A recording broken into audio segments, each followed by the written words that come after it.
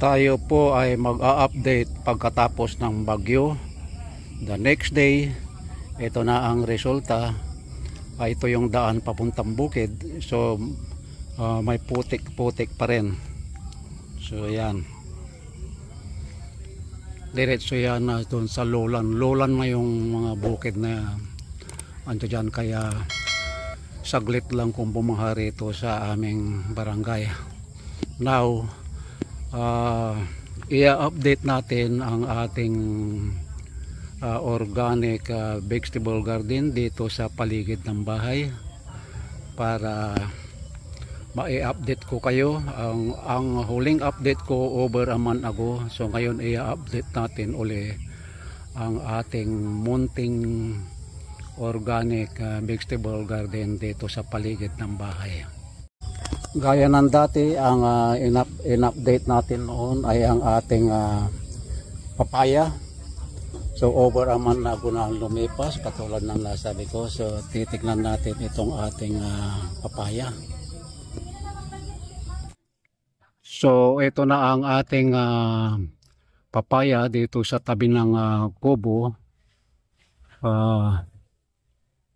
Wala namang malakas na hangin na talagang yung super bagyo na dumaan dito, kaya ito walang natumba, walang nabali. So ito na ang ating mga papaya, mataas na, lampas tao na, nasa 7 feet na siguro. Ito nakita ko rito, may isa ng bunga at kasunod na yung mga bulaklak. Yan po yung lalaking papaya. So ayan, bali 8 puno na ito kasi dapat 10. Namatay yung dalawa gawa ng sobrang ulan. So iikot tayo, ipakikita ko sa inyo mga kapatid kung ano na yung meron ako dito sa paligid ng bahay. So andito ako sa tabing karsada na papuntang bukid. So ito may papaya rin dito. Ito naman pulungan ng ito yung pulungan ng kambing. Walang tanim dito, kundi yung ating langka. Alam po tuwing December o katapusan ng taon, namumulaklak na yung langka. Dito ang makikita natin yung ating ampalaya. Dating galing dito mga ampalaya, so pinalitan ko na yon. At ito may papaya uli, malunggay. So ito ay as usual intercropping. Meron tayong beans dito, namumulaklak na. So ayan, nagrarambulan na sila. Yan yung malunggay. Yan, malunggay. Yan yung ating talong. Dito sa area na ito, tinanggal ko na yung dating ampalaya na nag-iisang puno at pinalitan ng panibago. Ito may tumubo rito. Nalaglag na buto ito. Hinayaan ko na lang. Yung iba na namatay gawa ng tubig na baha. Ito may nabuhay din dito.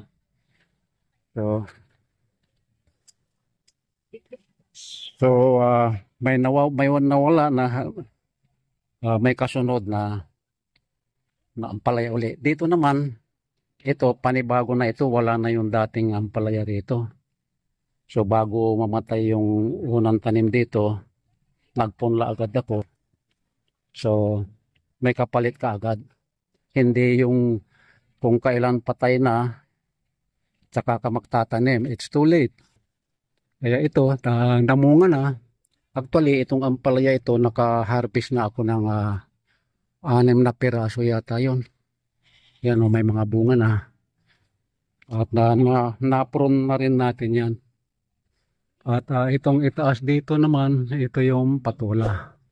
Maraming bunga itong patula. So, ayan po. ampalaya pa rin. So, yung mga bungang maliliit halos hindi pa makita kasi natatakpan ng mga dahon. So, ayan o, may patula na naman dito.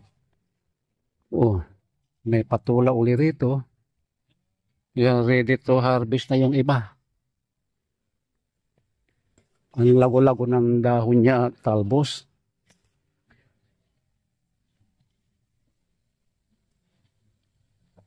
Yan, ang daming maliit na kasunod. Oh. Ayan. At maliit ang balag nila. Ang daming tanga ay, na ayun paakyat kung sabihin na itinitrain ko para may gapangan kasi maliit pala yung ginawa kong balag. At ito, mayroon na naman tayo rito.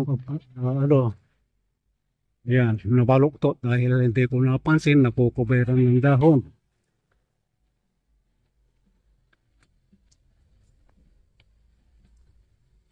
Ayan, oh, mayroon na naman dito. Mag-harvest ako mamaya.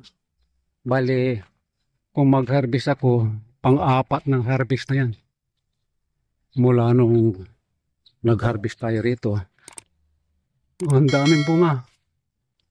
Ito, oh, may maliit na panibago. Hanapin pa natin yung ibang bunga. Ito, may dalawa rito. Nasa lilim ako ng balag. Ito pa, oh. Ayan. Oh, ito pa. Baluktot din.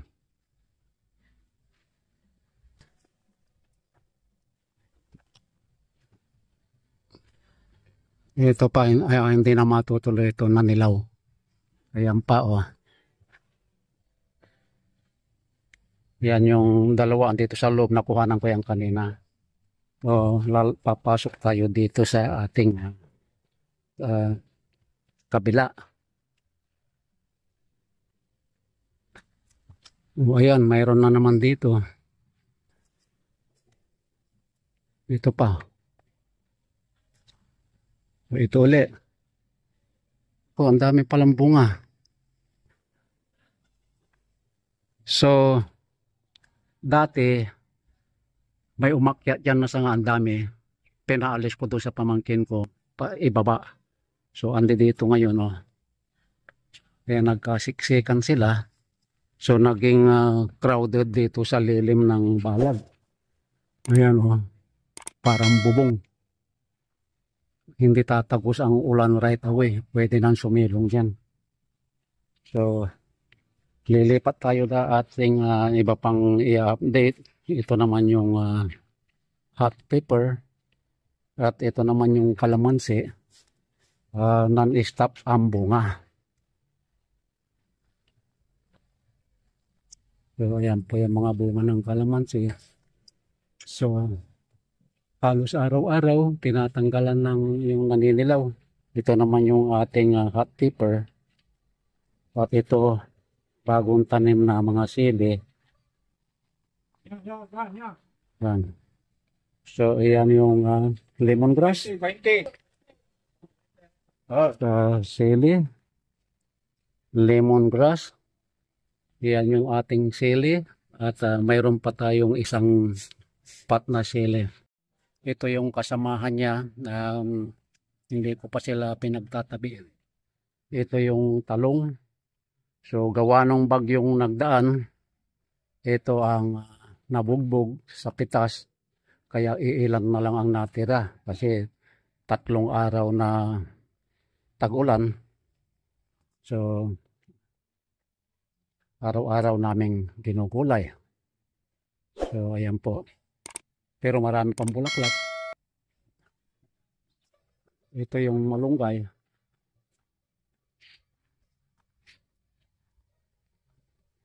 Ayan. So, iikot tayo dito sa kabila. At ito naman yung ating turmeric na luyan dilaw kung tawagin. Yan, taas-taas niya. At mayroon din dating tayong bagong tanim na kamyas like 1 week ago. Yan. Ito naman yung sili.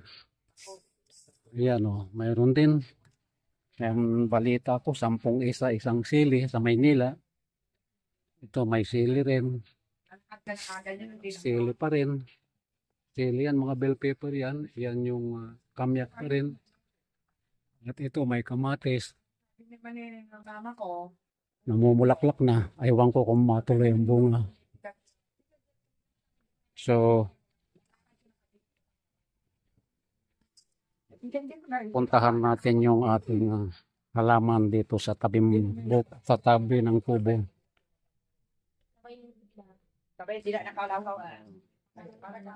Umpisahan natin dito sa may west side.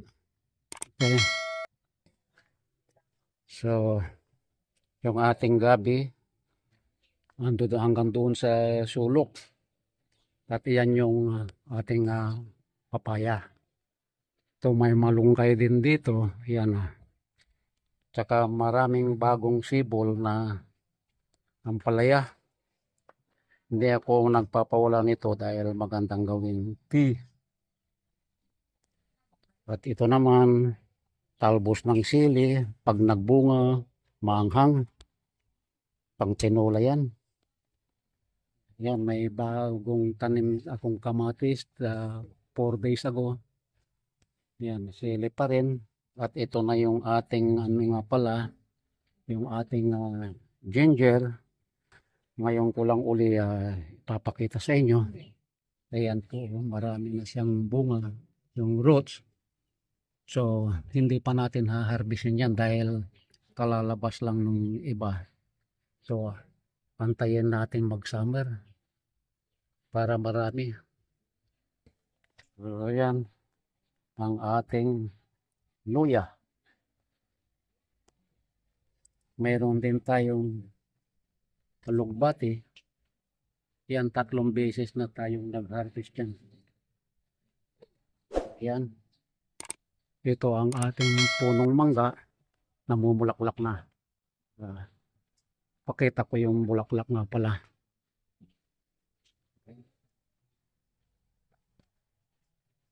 Ayan po yung mga bulaklak ng ating mangga. Ito yung ating garlic. Nabugbog sa bagyo. Pero ulang lang inabot niya.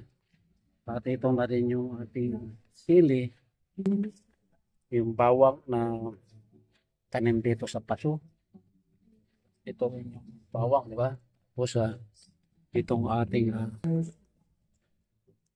yung hot pepper. Yan. Ang grambulan na sila. Ang gaganda na nung hot pepper natin. Bali, 1 buwan na yata itong hot pepper mula nung tinransplant. Magkasunod sila nitong ampalaya. Magkadikit lang sila. Kaya wala akong sinasayang na lote sa paligid ng bakod. Yan, gaganda na lang ating sili. Ito naman yung ampalaya uli. Ito yung imported na ampalaya galing Canada. So ito pa, ampalaya pa yan. Ampalaya. Ampalaya uli. Ito naman, eggplant. Namumulaklak na rin. Ayan. Ampalaya uli. So ito naman yung talong natin. So lalabas tayo rito. May bakod eh. Kaya ako binakuran dahil may mga ligaw na pato, manok na kinakalaykay yung tanim natin. Ito naman yung ating talong. Yan. At sa lilim niya, talbos ng kamuti. Yan yung ating mga talong na nasa sako. At yan naman yung turmeric natin. So dito sa kabila, dito sa padugtong ng mga talong, mayroon pa tayong papaya rito na nasa sako. At may saluyot tayo. So yan ang aking update pagkatapos ng bagyo. At sana po wala nang darating na malakas na bagyo. O yung ulan okay lang. So hanggang dito na lang ang ating pag-update sa ating organic vegetable garden dito sa paligid ng aming bahay. At sana hindi kayo magsasawang manood ng aking mga video kahit paulit-ulit na itong mga ito. Kasi sa panahon ngayon dito lang sa aking paligid ay marami na akong oras na ginugugol dito sa aking mountain garden. Now, kung nag-enjoy kayo sa aking pinakitang video ay huwag kalilimutang i-like, comment down below. At kung bago ka lang sa aking channel ay huwag kalilimutang mag-subscribe at i-click na rin ang notification bell para updated kayo lagi sa susunod kong video. Bye bye na po.